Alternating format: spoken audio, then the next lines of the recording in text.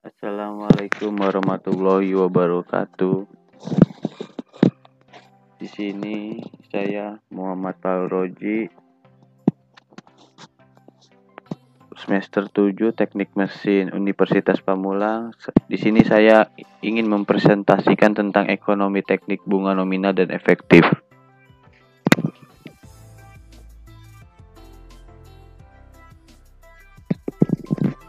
Bunga efektif adalah bunga yang dihitung berdasarkan perubahan aktual dari nilai awal dan akhir sejumlah tertentu, atau dapat dihitung dengan menggunakan pendekatan time value of money dengan mencari future value dari sejumlah uang dengan tingkat bunga tertentu, di mana rumus tersebut dapat dinyatakan dengan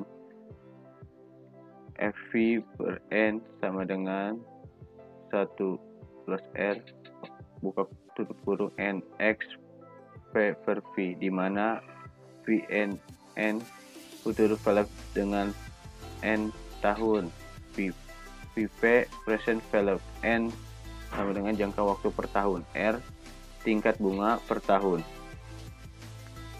Sebagai contoh, jika Fn adalah sama dengan 168 juta, Vn adalah sama dengan 100 juta, dan N adalah 2 tahun, maka didapatkan nilai R sama dengan 30%.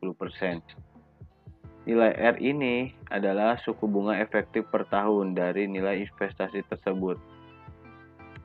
Sistem bunga efektif adalah porsi bunga dihitung berdasarkan pokok hutang yang tersisa, sehingga porsi bunga dan pokok dalam angsuran tiap bulan akan berbeda meski besaran angsuran per bulannya tetap sama.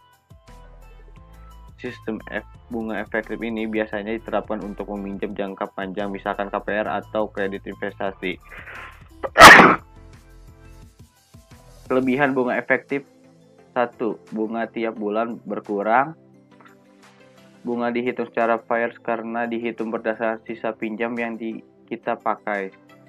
Kekurangannya bunga efektif adalah bunga efektif lebih sulit dihitung daripada bunga flat. Bunga nominal. Bunga nominal adalah tarif bunga sesungguhnya aktual atau tarif bunga efektif sebesar 3% per 6 bulan. Kompon X per period. Maka tahun atau bunga nominal dinilai sebagai bunga 6% per tahun yang digandakan setiap setengah tahun. Suku bunga nominal pertumbuhan ekonomi. Salah satu moneter yang digunakan bank sentral adalah suku bunga kebijakan. Suku bunga kebijakan adalah berdasarkan bagi bank dan lembaga keuangan lainnya untuk menumbuhkan suku bunga nominal yang gilirannya mempengaruhi kegiatan ekonomi dan inflasi di masa depan. Suku bunga kebijakan dapat dipertahankan pada tingkat rendah ketika ekonomi berkontraksi.